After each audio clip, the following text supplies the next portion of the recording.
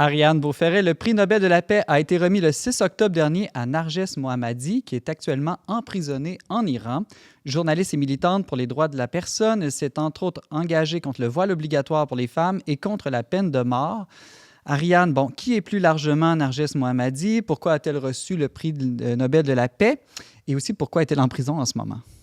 Alors, c'est une femme, comme tu l'as dit, une journaliste. Elle a 51 ans, elle est mariée, elle a 2 enfants.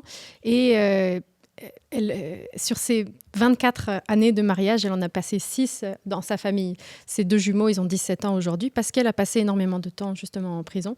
Sa famille, son mari et ses enfants sont réfugiés en France. Et donc, si elle a été en prison, c'est pour propagande contre le régime, parce qu'elle a toujours soutenu des activistes pour les droits des personnes. Elle a aussi participé à différentes manifestations. L'année dernière, en 2022, il y a notamment une jeune fille de 22 ans qui est morte suite à son arrestation par la police des mœurs iranienne parce qu'elle ne portait pas son voile correctement. Et donc, elle a tellement été maltraitée qu'elle a passé 3 jours dans le coma et elle a fini par mourir. Suite à cela, en Iran, il y a eu énormément de manifestations. Mais elle était déjà en prison, Narges Mohammadi. Il y a eu énormément de manifestations qui ont été réprimées de façon forte avec des lacrymogènes, des balles en caoutchouc. Il y a eu plusieurs centaines de morts, des milliers de personnes emprisonnées. Et donc, ce prix Nobel, c'est finalement une façon de reconnaître le travail de cette femme qui a fait, avec courage et un fort esprit de sacrifice, finalement, se battre pour les droits des femmes, pour qu'elles puissent choisir la façon dont elles se vêtissent, mais pas seulement. Ça va beaucoup plus loin. En Iran, la femme est vue comme l'inférieur de l'homme. On dit que la vie d'une femme, ça vaut la moitié de la vie d'un homme. Mais ça a une influence concrète sur la vie de tous les jours. Quand une femme, par exemple, est en procès, son témoignage vaut moins que celui d'un homme. Si elle est violée, il faut qu'elle ait un témoin oculaire pour prouver le viol.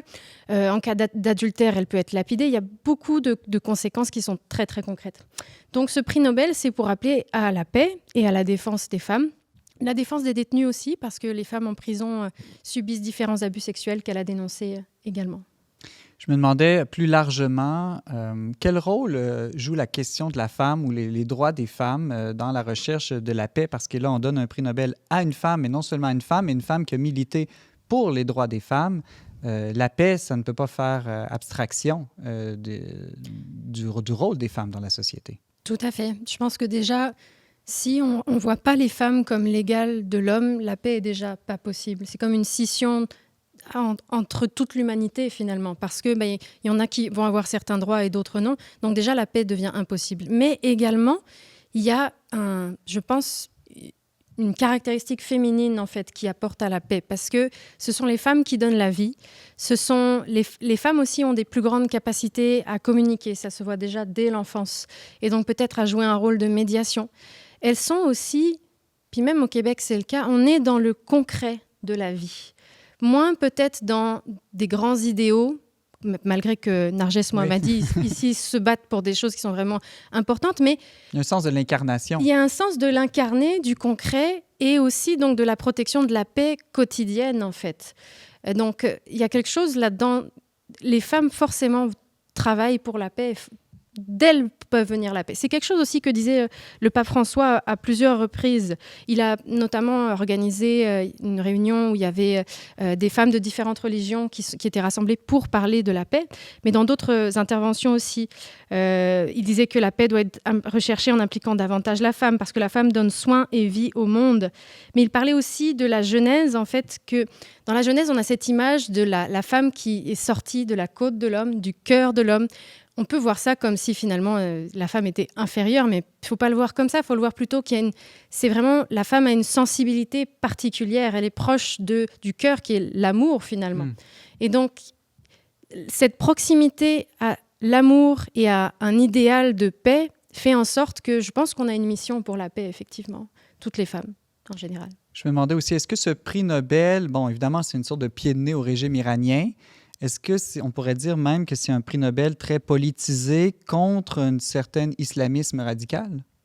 Oui, c'est certain que ces femmes-là, puis il y en a d'autres. Par exemple, en 2003, c'était la juriste iranienne Shirin Ebadi qui avait eu le prix Nobel de la paix.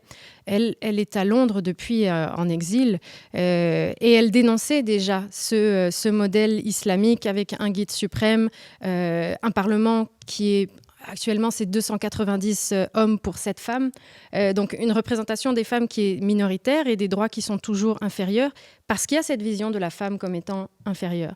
Donc oui, ça remet en question l'islam. Après, il faut faire attention, c'est de quel islam on parle. Parce que ce n'est pas tous les musulmans qui ont la même interprétation du Coran, mais aussi des textes de la tradition à côté. Il n'y a pas un dogme unique dans tout l'islam qui va dire la femme est l'inférieure de l'homme. Ce n'est pas le cas.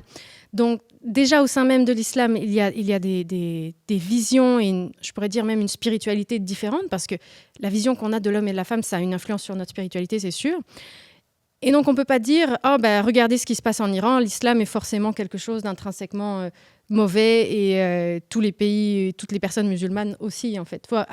Faut éviter ces amalgames-là, finalement. Même si on peut, en même temps, les dénoncer et faire le lien avec l'islam. Parce qu'il reste que c'est une république islamique. Donc, c'est délicat à faire, mais il faut le faire aussi. On ne peut pas dire c'est juste le système qui est la cause de cela. Non, il y a un lien avec l'islam, mais ça ne veut pas dire que tout l'islam en soi et tous les musulmans sont mauvais ou sont contre les droits des femmes.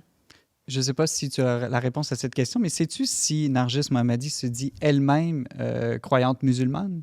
C'est pas quelque chose que j'ai trouvé. Je ne pense pas que ce soit une chose qu'elle mette énormément de l'avant, mais c'est peut-être aussi que je ne serait pas impossible. Mal informée. Ce n'est pas du tout impossible. La majorité de la population est musulmane. Il y a aussi des juifs, des chrétiens en Iran, bien qu'ils soient bien sûr minoritaires. Ariane Beauferré, membre du conseil éditorial du magazine Le Verbe, merci beaucoup. Merci.